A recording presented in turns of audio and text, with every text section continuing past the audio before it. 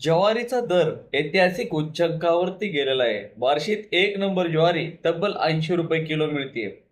महाराष्ट्रातील सर्वसामान्यांच्या ताटातील महत्त्वाचा अन्न घटक असलेल्या ज्वारीच्या दराने यंदा विक्रमी झेप घेतली आहे.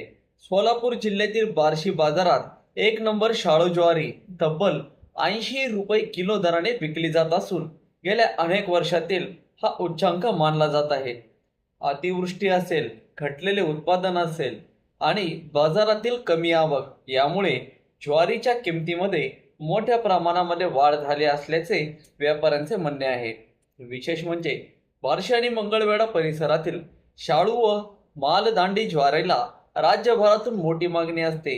मऊ, चविष्ट आणि पौष्टिक भाकरीसाठी ही ज्वारी प्रसिद्ध आहे. मंगळवेढा ज्वारीला GI टॅग देखील मिळाला आहे, त्यामुळे तिची बाजारातील ओळख आणखीनच मजबूत झाली आहे. सध्या बाजारामध्ये ज्वारीची आवक अत्यल्प प्रमाणामध्ये होत आहे. मागील हंगामामध्ये अतिवृष्टीमुळे उत्पादनावरती मोठा परिणाम झाला. अनेक भागांमध्ये पिकांची गुणवत्ता खालावली तर काही ठिकाणी पूर्णपणे नुकसान झाले. त्यामुळे बाजारामध्ये दर्जेदार ज्वारीची टंचाई निर्माण झाली. व्यापाऱ्यांच्या मते नवीन पीक बाजारात येईपर्यंत दर कमी होण्याची शक्यता खूपच कमी आहे.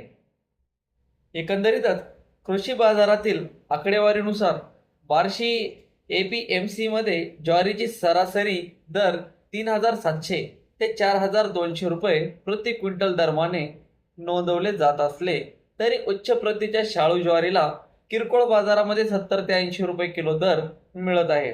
काही ठिकाणी उच्च दर्जाच्या मालाला याहूनही अधिक दर मिळत असल्याची माहिती व्यापाऱ्यांनी दिली आहे.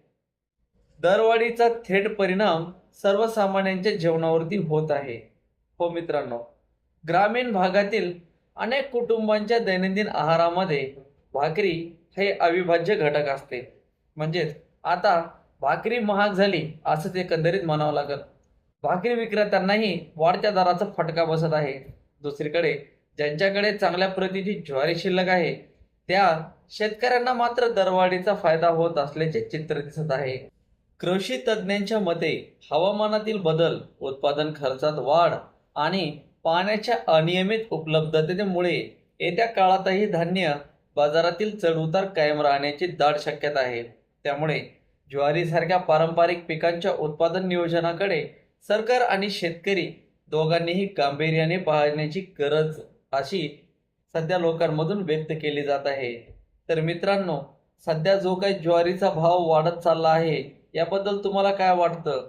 त्याच पद्धतीनं सध्या मान्सून कुठेही दाखल झाला नाही. महाराष्ट्रामधील बरेच ठिकाणी, तुरळक ठिकाणी मान्सून दाखल झालाय. अद्यापही मराठवाडा सध्या तहानलेला दिसत आहे. तर मित्रांनो, एकंदरीत तुम्हाला या संपूर्ण वातावरणाबद्दल काय वाटतं आम्हाला कमेंट बॉक्समध्ये नक्की कळवा. आपल्या फेसबुक पेजला फॉलो करा. यूट्यूब चॅनलला लगेच सबस्क्राईब करा. भेटू पुढील अशाच नवीन व्हिडिओमध्ये. तोपर्यंत धन्यवाद.